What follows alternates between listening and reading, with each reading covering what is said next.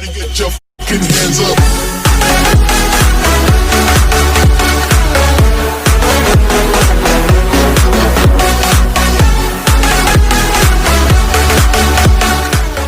كنا بخير دايما. طبعا كان عادة رجعنا لكم النهارده بفيديو جديد. فيديو النهارده زي ما انتم طلبتوه في قلب المنتدى بيتكلم عن طريقة سحب الصور. طيب يا برو، بس قبل اي حاجة انزل اشترك لو مش مشترك وفعل زر الجرس ومتنساش اللايك، وده حلو منك كده. بص يا برو، فيديو النهارده بيتكلم عن طريقة سحب الصور عن طريق نسخة ادمن ونسخة ضحية. هتقولي ازاي؟ هقولك دي نسخة الادمن ودي نسخة الضحية. يعني دي اللي هتبعتها للضحية ويخش عليها، ودي اللي هتبقى معاك هيظهر لك فيها اللينك او الصور. تمام. طبعا يا برو، اول حاجة كده بتخش على نسخة الادمن. طبعا في ملف في اللينكات دي كلها سيبها لك تحت في الديسكريبشن. دي بتبقى نسخة الادمن تفتح معاك بالواجهة دي. في لينك ملف فيه جيميل هتكتبه هنا كده عشان تبقى عارف اهو هنا كده. وفي باسورد برضه هتكتبه هنا، وبعد كده تدوس على تذكرة الدخول. فخلينا نجيبهم ونرجع لحظة. طيب يا اخواتي، اهو ده الجيميل اهو هتلاقي ده الجيميل وده الباسورد. تمام. طبعا يا برو تفضل تدوس عليه كده وهتدوس على كلمة نسخ وترجع كده. خش على نسخة الادمن، نحط فوق في اول خانة. تمام. نرجع كده ندوس هنا كده وندوس على كلمة نسخ، نرجع كده نحط في تاني خانة. وبعد كده هتدوس هنا على تسجيل الدخول.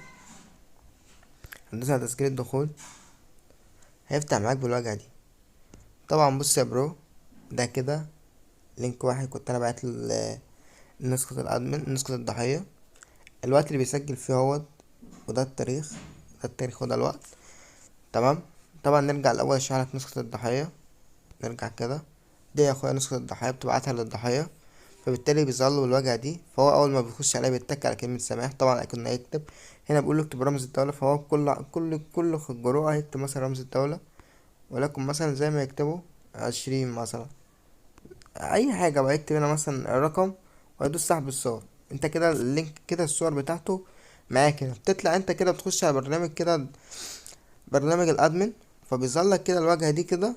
هنا كده الواجهة دي كده، عندك فوق كده الوقت والتاريخ اهوت. تمام. هنا الوقت 26 نوفمبر، وهنا الساعة كانت 5:30. تمام. طبعا يا برو بتخش تدوس كده على اللينك وهتخش على جوجل كروم، فيبدأ ان هو يخش معاك على جوجل كروم. اللينك ده عبارة عن كل الصور بتاع الضحية متجمعة فيه.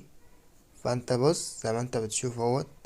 طبعا ده المفروض ان هو يكون الملف هو ده اهو نزل صور الضحية. طبعا دي مش صور يعني، اكيد يعني ده ملف انا بجرب عليه وكده. ده مثلا ده وليكن اللينك بتاع الضحية. بعد ما بتخلص وتضغط عليه وتك وينزل الصور، فانت بتكون عايز تمسحه فبتدوس على كلمة حذف دي. بعد ما تدوس على كلمة حذف هيظهر لك كده، هتدوس نعم. بعد ما تدوس نعم كده اللينك اتحذف. وبس كده يا برو، وده كان شرح النهاردة. واستنونا فيديو جديد. طبعا اللينكات هسيبها لك تحت في اول تعليق، وهسيب لك طريقة التحميل معاهم. سلام يا برو.